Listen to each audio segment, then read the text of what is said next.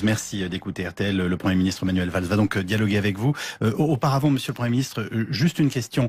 À la lumière de ce que vous avez dit tout à l'heure à Olivier Mazerolle, de la situation de nos policiers, est-ce que vous appelez, vous, à l'arrêt des manifestations? Ça ne peut pas être mon rôle.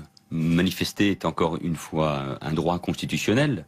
Et c'est la force de notre démocratie de le permettre, y compris dans cette période de très grande tension. Mais chacun peut faire en effet preuve de responsabilité.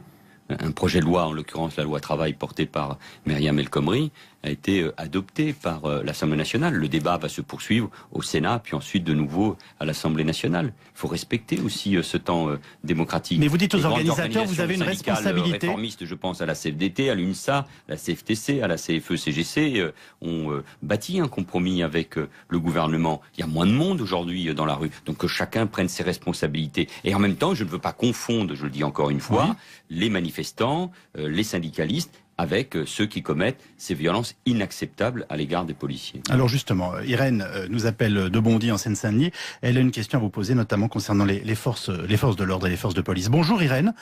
Bonjour Yves Calvi. Merci. Bonjour Monsieur Valls. Merci d'écouter RTL. Vous pouvez dialoguer directement avec le Premier ministre. Bonjour. Alors je voudrais vous dire, je suis une démocrate convaincue et le droit de grève est fondamental. Seulement moi, je suis en train de me demander est-ce qu'on est obligé d'autoriser une manifestation le mardi, le jeudi, le samedi ou le dimanche, comme on a vu là ces derniers temps, plus la nuit debout, etc.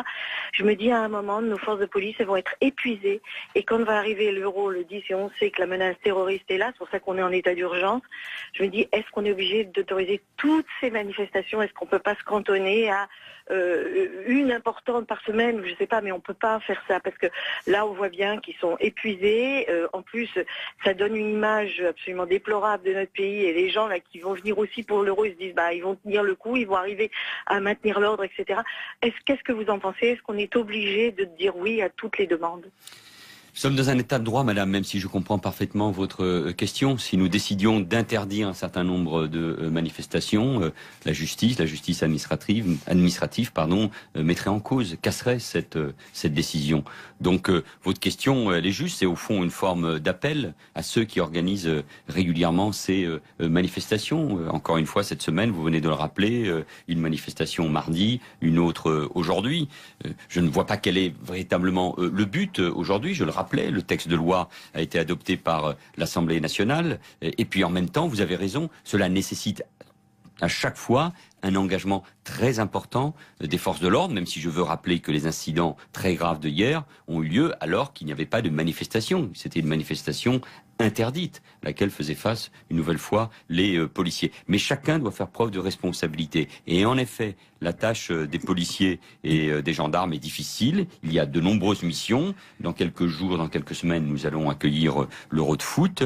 Et les policiers sont fatigués, 327 policiers et gendarmes ont été blessés depuis le début des manifestations, dont plus de 170 rien qu'à Paris. Cela montre bien la difficulté. Donc moi j'en appelle encore une fois, mais modestement, à la responsabilité des organisateurs des manifestations. Il n'y a vraiment aucune position intermédiaire qui soit concevable. C'est comme le suggère Irène, c'est-à-dire, je ne sais pas, peut-être 1 ou 2 jours peuvent être bloqués pour les manifestations avec un encadrement spécifique. Enfin, la question d'Irène. Moi, je suis prêt à toutes les discussions avec les responsables syndicaux, mais encore une fois, dans le cadre d'un état de droit, il est très difficile d'imposer à ceux qui veulent manifester, à ceux qui déposent une autorisation de manifestation, il est très difficile de leur interdire ces manifestations. Il n'y a que la responsabilité collective qui puisse s'imposer. Irène, qui vous interrogeait, était professeur en Seine-Saint-Denis, et maintenant c'est Charles qui est chef d'entreprise et qui nous appelle de Quimper, dans le Finistère, qui vous interroge, Manuel Valls. Bonjour Charles.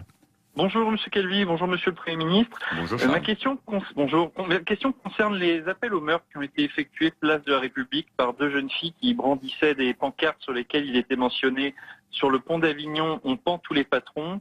Est-ce qu'on peut tolérer aujourd'hui que des appels au meurtre puissent être tenus en place publique en France? Et quelles sont les suites judiciaires que l'État compte engager contre ces 2 individus? Il y a des suites judiciaires qui seront données. Tout appel au meurtre par l'intermédiaire d'une pancarte, d'un slogan ou sur Internet, parce que c'est souvent le cas, tous ces appels doivent faire l'objet d'une réponse judiciaire. Il est intolérable qu'on puisse faire des appels au meurtre concernant des patrons, des responsables politiques ou publics, et évidemment des policiers ou des gendarmes. La parole, elle a eu tendance ces dernières années à se libérer. Et les réseaux sociaux en sont une démonstration, et je ne suis pas en train de mettre en cause cette nouvelle forme de communication. Mais c'est cette réalité. On ne peut pas tout laisser passer. Et donc, ça veut dire qu'il faut à chaque fois une réponse, et il faut que la justice soit saisie et puisse rappeler à la loi ceux qui profèrent ce type de menaces ou condamner tout simplement. Merci beaucoup de nous avoir appelé, Charles, pour cette question. Je voyais une question posée par un auditeur au 64 900 Code Matin, Manuel Valls. Pourquoi ne pas interdire par décret de manifester le visage couvert, capuche, cagoule, masque? On pourrait ainsi repérer les casseurs, car les manifestants n'ont pas honte de montrer leur visage. C'est quelque chose qui revient très souvent, j'ai envie de vous dire, dans le grand public et dans les questions que l'on se pose concernant ces manifestants. Mais c'est le cas. On ne peut pas aujourd'hui, en effet, se promener dans la rue avec le visage couvert, mais vous comprenez bien que ces individus s'affranchissent de ces règles. Et c'est la raison pour laquelle il faut qu'il y ait des interpellations, et ça rend d'autant plus difficile le travail de la police et ensuite de la justice en termes d'identification. Nous allons donner maintenant la parole à Christophe qui nous appelle du département de la Haute-Saône. Bonjour Christophe. Bonjour Yves Calvi. Bonjour Monsieur le Premier ministre. Bonjour. Je souhaitais vous poser la question de savoir pour quelles raisons est-ce que le gouvernement n'engage pas les procédures de dissolution à l'encontre des groupes d'extrême gauche qui sont aujourd'hui clairement identifiés comme étant responsables de ces intolérables violences orchestrées contre les forces de police et donc contre l'État, alors que sous votre gouvernement, ou lorsque vous étiez ministre de l'Intérieur, vous aviez été très réactif et sans pitié pour dissoudre des groupuscules d'extrême droite au sujet de l'affaire Méric. Mais tous les groupes, quand ils sont constitués d'extrême droite ou de l'islamisme radical, peuvent faire l'objet d'une procédure de dissolution. Mais là, il ne s'agit pas de groupes constitués. S'il y a le moindre groupe constitué qui se livre à ces violences, il peut parfaitement faire l'objet, en effet, d'une procédure de dissolution qui est longue par ailleurs et qui passe, en fin de compte, pour conclure à sa dissolution en Conseil des ministres. Mais là, il ne s'agit pas de groupes constitués. Il s'agit de groupes spontanés, organisés parfois sur les réseaux. On voit bien ce qui peut se passer autour de Nantes et de Rennes avec les alices. Mais il n'y a pas de groupe proprement constitué, d'une organisation proprement constituée. Le criminologue Alain Boer expliquait hier encore qu'en revanche, s'il n'y a pas de groupe constitué au sens politique du terme, ces groupes radicaux sont quand même parfaitement identifiés et qu'on connaît les meneurs. Ce ne sont ni des partis politiques, ni des associations, mais on connaît beaucoup de ces organisateurs, de ces meneurs. Pas toujours, parce que parfois il y a un mélange, et on l'a vu encore à Paris, d'un certain nombre d'individus qui peuvent venir de la mouvance de l'ultra-gauche, mélanger aussi avec des casseurs qui viennent d'un certain nombre de nos quartiers populaires. Donc les choses sont différentes selon les villes. Mais en revanche, la surveillance, le travail du renseignement, le travail de la police, oui, nous permettent parfois de prévenir un certain nombre de ces opérations. Mais encore une fois, la violence à l'égard de la police et de la gendarmerie, ce type de contestation de l'état de droit et de l'ordre républicain sont insupportables et c'est pour ça qu'il faut agir. Police et justice doivent agir de concert. Une question qui nous est tombée sur Internet. Est-ce que vous craignez des risques de pénurie, avec notamment de pénurie d'essence, étant donné le mouvement des routiers? Et je veux dire un mot d'ailleurs. Il y a des blocages de raffinerie, à un moment où nous parlons. L'appel à la grève des fédérations de transport, Force ouvrière et CGT, fait partie de la stratégie de contestation globale de ces deux confédérations, dont le résultat est malheureusement d'entraver le déplacement de beaucoup de nos concitoyens, avec des risques aussi pour notre économie.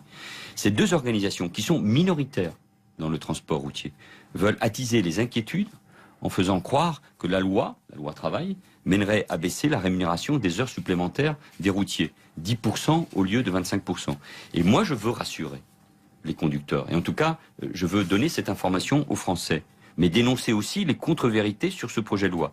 Il n'y a pas de conséquences sur la rémunération des routiers, sauf accord de branche signé par une majorité des organisations syndicales. Les heures de conduite supplémentaires des routiers resteront payer 25% de plus. Donc il n'y a aucune raison de s'inquiéter, donc il n'y a aucune raison de manifester, donc il n'y a aucune raison de bloquer des raffineries, des ports, des aéroports. Et je demande à chacun de faire preuve de responsabilité. Et je demande encore une nouvelle fois à la CGT de faire preuve de responsabilité sur ce dossier-là et de dire la vérité, et en tout cas de lire le projet de loi. Si tel est le cas et qu'ils maintiennent les barrages, vous faites dégager les accès? Mais bien sûr, parce que l'accès au port, l'accès aux centres névralgiques économiques, l'accès aux aéroports, aujourd'hui, doit être possible. Et donc, on ne peut pas tolérer, encore une fois, ces barrages, même si c'est une difficulté supplémentaire pour les forces de l'ordre. Olivier Mazerolle. Sur la rémunération des routiers, je ne comprends pas bien. Votre projet de loi prévoit la priorité aux négociations à l'intérieur des entreprises.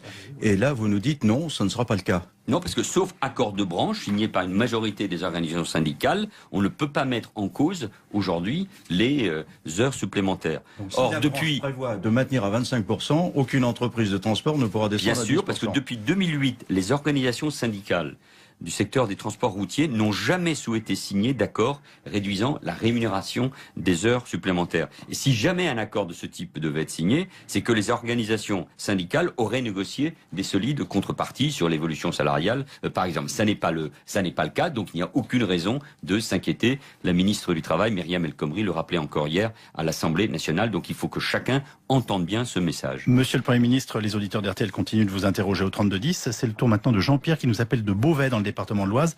Bonjour Jean-Pierre, vous voulez interroger le Premier ministre sur le handicap. Oui, bonjour Monsieur le Premier ministre. Il va y avoir une conférence par rapport au handicap et il y a un problème qui est très très récurrent.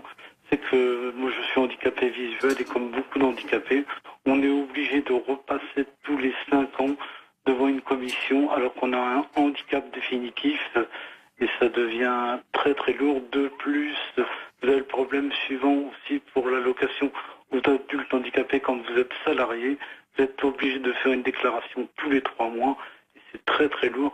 Quand pourra-t-on légiférer pour nous éviter ce type de problème parce que c'est très très lourd? Le Premier ministre. Nous aurons dans un instant cette grande conférence sur le handicap à l'Élysée. D'où l'appel de Jean-Pierre. Après une réunion que nous aurons aussi au moment où je vous quitterai ici avec le président de la République pour faire le point sur la disparition de cet avion reliant la France à l'Égypte. Et le président de la République aura l'occasion de faire un certain nombre d'annonces. Moi, je suis très sensible à cet appel. Il y a trop d'entraves encore, malgré les efforts qui ont été faits d'ailleurs depuis des années, quels que soient les gouvernements. Trop d'entraves administratives, trop de problèmes administratifs pour ceux qui souffrent d'un handicap particulièrement lourd comme celui de votre auditeur. Donc il y aura toute une série d'annonces, je ne vais pas y revenir dans le détail, qui doivent permettre là aussi pour l'accueil à l'école, pour la simplification des démarches, d'aller dans le sens de ce que demande votre auditeur. Pour la simplification des démarches. Bonjour Hervé. Oui, bonjour Henri Calvi. Vous nous appelez de Saint-Brieuc dans les Côtes-d'Armor. Manuel Valls vous écoute. Bonjour Monsieur le Premier ministre. Déjà une pensée à nos 2 policiers qui ont été molestés hier. C'est catastrophique pour la France. Moi je vous appelle concernant le RSI, le régime social des indépendants. Aujourd'hui avec des erreurs catastrophiques puisqu'on dénombre aujourd'hui plus de 450 000 erreurs qui ont été effectuées avec le RSI à cause du RSI et avec des dizaines et des dizaines de suicides. Que fait-on de ce erreurs régime? Sur les cotisations des indépendants, hein? Oui, tout à fait. Donc aujourd'hui, il y a des dizaines et des dizaines de personnes qui se sont suicidées à cause d'un ordinateur qui s'appelle SNV2, qui est un ordinateur de l'URSSAF, que ne comprend pas le RSI. Que fait-on aujourd'hui de ce régime, puisqu'on dénombre aujourd'hui plus de 450 000 erreurs sur 8 ans? La réforme du RSI est en marche, est en cours, suite à un rapport parlementaire. Vous savez qu'il y avait un débat, soit on réforme le RSI, soit on l'adosse au régime général. Le choix qui a été fait, c'est de garder le RSI, mais de le réformer pour empêcher toute une série d'erreurs. C'est vrai qu'il y a, de la part d'un certain nombre d'entrepreneurs, d'indépendants, de commerçants, beaucoup d'angoisses qui peuvent mener, y compris à ces suicides qui viennent d'être évoqués. Donc je connais parfaitement le drame que peuvent vivre ces personnes. Donc l'idée, c'est de faire en sorte que et les logiciels et l'administration gagnent en efficacité. Des efforts ont été faits. Je pense que les choses sont plutôt bien engagées, mais il reste du travail. Une dernière question avant de nous séparer, Monsieur le Premier ministre. On vient d'apprendre que le vol d'Égyptaire disparu ce matin avait émis un message de détresse avant de disparaître des radars. On sait désormais que 15 Français étaient à bord. Est-ce que vous avez depuis reçu des informations ou des éléments que vous puissiez porter à notre connaissance? Non, je n'ai pas eu plus d'informations. Je suis attentif aussi à ce qu'on puisse donner ces informations d'abord aux familles. Et la réunion autour du président de la République dans un instant à l'Élysée permettra sans aucun doute d'avoir plus d'éléments. Une enquête va être ouverte. Et vous savez qu'elles sont longues concernant les disparitions des avions, mais toute la transparence, toute la vérité sera faite. C'est ce que nous devons bien sûr aux familles des victimes probables de cet avion. Et nous saurons par exemple s'il y a eu des failles dans la sécurité à Roissy, dans notre aéroport international. Mais je ne l'envisage pas, mais la question se posera forcément. Ça serait dans l'hypothèse d'un attentat, s'il y a eu des failles. Donc attendons d'avoir tous les éléments. Aucune hypothèse ne peut être bien sûr écartée, mais laissons le temps nécessaire pour avoir tous les éléments qui permettront de savoir quelles sont les raisons de cette disparition. Mais encore une fois, aucune hypothèse ne peut être écartée. Merci beaucoup Manuel Valls d'être venu dialoguer ce matin avec Olivier Mazerolle, puis avec les auditeurs d'RTL. Bonne journée, vous allez rejoindre votre réunion. Merci beaucoup. Merci beaucoup. Rappeler à la loi ceux qui profèrent ce type de menaces ou condamner tout simplement. Merci beaucoup de nous avoir appelé, Charles, pour cette question. Je voyais une question posée par un auditeur au 64 900 code matin, Manuel Valls. Pourquoi ne pas interdire par décret de manifester le visage couvert, capuche, cagoule, masque? On pourrait ainsi repérer les casseurs, car les manifestants n'ont pas honte de montrer leur visage. C'est quelque chose qui revient très souvent, j'ai envie de vous dire, dans le grand public et dans les questions que l'on se pose concernant ces manifestants. Mais c'est le cas. On ne peut pas aujourd'hui, en effet, se promener dans la rue avec le visage couvert, mais vous comprenez bien que ces individus s'affranchissent de ces règles. Et c'est la raison pour laquelle il faut qu'il y ait des interpellations, et ça rend d'autant plus difficile le travail de la police et ensuite de la justice en termes d'identification. Nous allons donner maintenant la parole à Christophe qui nous appelle du département de la Haute-Saône. Bonjour Christophe. Bonjour Yves Calvi. Bonjour Monsieur le Premier ministre. Bonjour. Je souhaitais vous poser la question de savoir pour quelles raisons est-ce que le gouvernement n'engage pas les procédures de dissolution à l'encontre des groupes d'extrême gauche qui sont aujourd'hui clairement identifiés comme étant responsables de ces intolérables violences orchestrées contre les forces de police et donc contre l'État, alors que sous votre gouvernement, ou lorsque vous étiez ministre de l'Intérieur, vous aviez été très réactif et sans pitié pour dissoudre des groupuscules d'extrême droite au sujet de l'affaire Méric. Mais tous les groupes, quand ils sont constitués d'extrême droite ou de l'islamisme radical, peuvent faire l'objet d'une procédure de dissolution. Mais là, il ne s'agit pas de groupes constitués. S'il y a le moindre groupe constitué qui se livre à ces violences, il peut parfaitement faire l'objet, en effet, d'une procédure de dissolution qui est longue par ailleurs et qui passe, en fin de compte, pour conclure à sa dissolution en Conseil des ministres. Mais là, il ne s'agit pas de groupes constitués. Il s'agit de groupes spontanés, organisés parfois sur les réseaux. On voit bien ce qui peut se passer autour de Nantes et de Rennes avec les zadistes. Mais il n'y a pas de groupe proprement constitué, d'une organisation proprement constituée. Le criminologue Alain Boer expliquait hier encore qu'en revanche, s'il n'y a pas de groupe constitué au sens politique du terme, ces groupes radicaux sont quand même parfaitement identifiés et qu'on connaît les meneurs. Ce ne sont ni des partis politiques, ni des associations, mais on connaît beaucoup de ces organisateurs, de ces meneurs. Pas toujours, parce que parfois il y a un mélange, et on l'a vu encore à Paris, d'un certain nombre d'individus qui peuvent venir de la mouvance de l'U. Merci d'écouter RTL. Le Premier ministre Manuel Valls va donc dialoguer avec vous. Auparavant, Monsieur le Premier ministre, juste une question. À la lumière de ce que vous avez dit tout à l'heure à Olivier Mazerolle, de la situation de nos policiers, est-ce que vous appelez, vous, à l'arrêt des manifestations? Ça ne peut pas être mon rôle. Manifester est encore une fois un droit constitutionnel. Et c'est la force de notre démocratie de le permettre, y compris dans cette période de très grande tension. Mais chacun peut faire en effet preuve de responsabilité. Un projet de loi, en l'occurrence la loi travail portée par Myriam El Khomri, a été adopté par l'Assemblée nationale. Le débat va se poursuivre au Sénat, puis ensuite de nouveau à l'Assemblée nationale. Il faut respecter aussi ce temps démocratique. Mais vous dites aux organisateurs, vous avez une responsabilité. Réformistes, je pense à la CFDT, à l'UNSA, à la CFTC, à la CFE-CGC, ont bâti un compromis avec le gouvernement. Il y a moins de monde aujourd'hui dans la rue, donc que chacun prenne ses responsabilités. Et en même temps, je ne veux pas confondre, je le dis encore une fois, les manifestants, les syndicalistes avec ceux qui commettent ces violences inacceptables à l'égard des policiers. Alors justement, Irène nous appelle de Bondy en Seine-Saint-Denis. Elle a une question à vous poser, notamment concernant les forces de l'ordre et les forces de police. Bonjour Irène.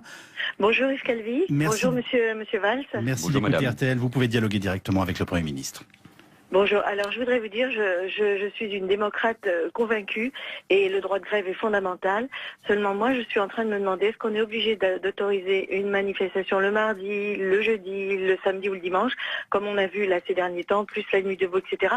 Je me dis à un moment, nos forces de police, elles vont être épuisées et quand va arriver l'euro le 10 et on sait que la menace terroriste est là, c'est pour ça qu'on est en état d'urgence, je me dis, est-ce qu'on est obligé d'autoriser toutes ces manifestations? Est-ce qu'on peut pas se cantonner à une importante par semaine, je sais pas, mais on peut pas faire ça parce que là on voit bien qu'ils sont épuisés. En plus, ça donne une image absolument déplorable de notre pays et les gens là qui vont venir aussi pour l'euro, ils se disent ils vont tenir le coup, ils vont arriver à maintenir l'ordre, etc. Qu'est-ce que vous en pensez? Est-ce qu'on est obligé de dire oui à toutes les demandes? Nous sommes dans un état de droit, madame, même si je comprends parfaitement votre question. Si nous décidions d'interdire un certain nombre de manifestations, la justice administrative, mettrait en cause, casserait cette décision.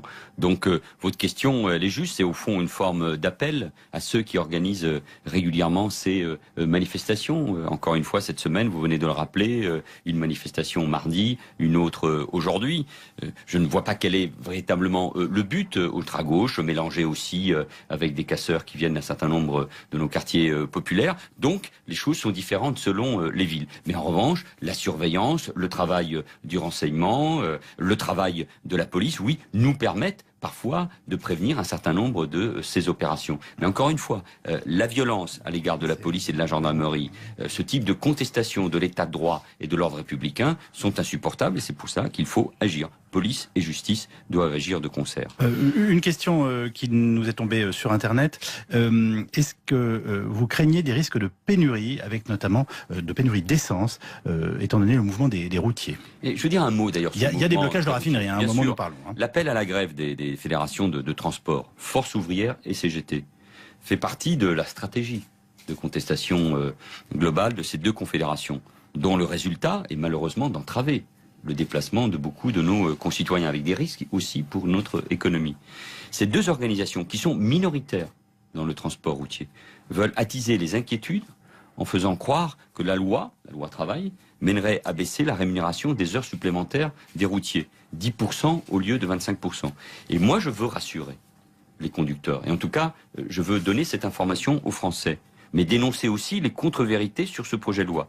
Il n'y a pas de conséquences sur la rémunération des routiers, sauf accord de branche signé par une majorité des organisations syndicales. Les heures de conduite supplémentaires des routiers resteront payées 25% de plus. Donc il n'y a aucune raison de s'inquiéter, donc il n'y a aucune raison de manifester, donc il n'y a aucune raison de bloquer des raffineries, des ports, des aéroports. Et je demande à chacun de faire preuve de responsabilité. Et je demande encore une nouvelle fois à la CGT de faire preuve de responsabilité sur ce dossier-là et de dire la vérité, et en tout cas de lire le projet de loi. Si tel est le cas et qu'ils maintiennent les barrages, vous faites dégager les accès? Mais bien sûr, parce que par la police. L'accès aux ports, l'accès aux centres névralgiques économiques, l'accès aux aéroports, aujourd'hui, doit être possible. Et donc, on ne peut pas tolérer, encore une fois, ces barrages, même si c'est une difficulté supplémentaire pour les forces de l'ordre. Olivier Mazerolles, sur la rémunération des routiers, je ne comprends pas bien. Votre projet de loi prévoit la priorité aux négociations à l'intérieur des entreprises.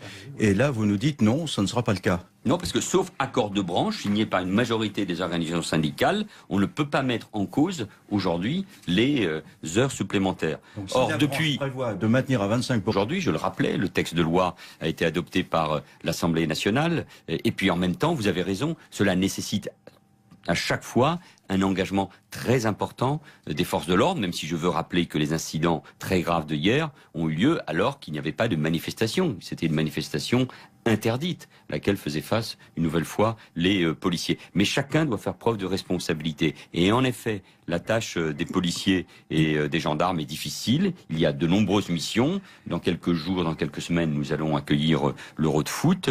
Et les policiers sont fatigués, 327 policiers et gendarmes ont été blessés depuis le début des manifestations, dont plus de 170 rien qu'à Paris. Cela montre bien la difficulté. Donc moi j'en appelle encore une fois, mais modestement, à la responsabilité des organisateurs des manifestations. Il n'y a vraiment aucune position intermédiaire qui soit concevable. C'est comme le suggère Irène, c'est-à-dire, je ne sais pas, peut-être 1 ou 2 jours peuvent être bloqués pour les manifestations avec un encadrement spécifique. Enfin, la question d'Irène... Et moi je suis prêt à toutes les discussions avec les responsables syndicaux, mais encore une fois, dans le cadre d'un état de droit, il est très difficile d'imposer à ceux qui veulent manifester, à ceux qui déposent une autorisation de manifestation, il est très difficile de leur interdire ces manifestations. Il n'y a que la responsabilité collective qui puisse s'imposer. Irène, qui vous interrogeait, était professeur en Seine-Saint-Denis, et maintenant c'est Charles qui est chef d'entreprise et qui nous appelle de Quimper, dans le Finistère, qui vous interroge, Manuel Valls. Bonjour Charles. Bonjour Monsieur Calvi, bonjour Monsieur le Premier ministre. Bonjour Charles. Ma question concerne les appels au meurtre qui ont été effectués place de la République par 2 jeunes filles qui brandissaient des pancartes sur lesquelles il était mentionné « Sur le pont d'Avignon, on pend tous les patrons ». Est-ce qu'on peut tolérer aujourd'hui que des appels au meurtre puissent être tenus en place publique en France? Et quelles sont les suites judiciaires que l'État compte engager contre ces 2 individus? Il y a des suites judiciaires qui seront données. Tout appel au meurtre par l'intermédiaire d'une pancarte, d'un slogan ou sur Internet, parce que c'est souvent le cas, tous ces appels doivent faire l'objet d'une réponse judiciaire. Il est intolérable qu'on puisse faire des appels au meurtre concernant des patrons, des responsables politiques ou publics, et évidemment des policiers ou des gendarmes. La parole, elle a eu tendance ces dernières années à se libérer. Et les réseaux sociaux en sont une démonstration, et je ne suis pas en train de mettre en cause cette nouvelle forme de communication. Mais c'est cette réalité. On ne peut pas tout laisser passer. Et donc, ça veut dire qu'il faut à chaque fois une réponse, et il faut que la justice soit saisie et puisse... Aucune entreprise de transport ne pourra descendre à 10%. Bien sûr, parce que depuis 2008, les organisations syndicales du secteur des transports routiers n'ont jamais souhaité signer d'accord réduisant la rémunération des heures supplémentaires. Et si jamais un accord de ce type devait être signé, c'est que les organisations syndicales auraient négocié des solides contreparties sur l'évolution salariale, par exemple. Ça n'est pas le cas, donc il n'y a aucune raison de s'inquiéter. La ministre du Travail, Myriam El Khomri, le rappelait encore hier à l'Assemblée nationale, donc il faut que chacun entende bien ce message. Monsieur le Premier ministre, les auditeurs d'RTL continuent de vous interroger au 3210. C'est le tour maintenant de Jean-Pierre qui nous appelle de Beauvais dans le département de l'Oise. Bonjour Jean-Pierre, vous voulez interroger le Premier ministre sur le handicap. Oui, bonjour Monsieur le Premier ministre. Il va y avoir une conférence par rapport au handicap et il y a un problème qui est très très récurrent. C'est que moi je suis handicapé visuel et comme beaucoup d'handicapés, on est obligé de repasser tous les 5 ans devant une commission alors qu'on a un handicap définitif et ça devient très très lourd. De plus, vous avez le problème suivant aussi pour l'allocation aux adultes handicapés. Quand vous êtes salarié, vous êtes obligé de faire une déclaration tous les 3 mois et c'est très très lourd. Quand pourra-t-on légiférer pour nous éviter ce type de problème parce que c'est très très lourd? Le Premier ministre vous répond. Nous aurons dans un instant cette grande conférence sur le handicap à l'Élysée. D'où l'appel de Jean-Pierre. Après une réunion que nous aurons aussi au moment où je vous quitterai ici avec le Président de la République pour faire le point sur la disparition de cet avion reliant la France à l'Égypte. Et le Président de la République aura l'occasion de faire un certain nombre d'annonces. Moi, je suis très sensible à cet appel. Il y a trop d'entraves encore, malgré les efforts qui ont été faits d'ailleurs depuis des années, quels que soient les gouvernements. Trop d'entraves administratives, trop de problèmes administratif pour ceux qui souffrent d'un handicap particulièrement lourd comme celui de votre auditeur. Donc il y aura toute une série d'annonces, je ne vais pas y revenir dans le détail, qui doivent permettre là aussi pour l'accueil à l'école, pour la simplification des démarches, d'aller dans le sens de ce que demande votre auditeur. Pour la simplification des démarches. Bonjour Hervé. Oui, bonjour Yves Calvi. Vous nous appelez de Saint-Brieuc dans les Côtes-d'Armor. Manuel Valls vous écoute. Bonjour Monsieur le Premier ministre. Déjà une pensée à nos 2 policiers qui ont été molestés hier. C'est catastrophique pour la France. Moi je vous appelle concernant le RSI, le régime social des indépendants. Aujourd'hui avec des erreurs catastrophiques puisqu'on dénombre aujourd'hui plus de 450 000 erreurs qui ont été effectuées avec le RSI à cause du RSI et avec des dizaines et des dizaines de suicides. Que fait-on de ces erreurs sur les cotisations des indépendants, hein? Oui, tout à fait. Donc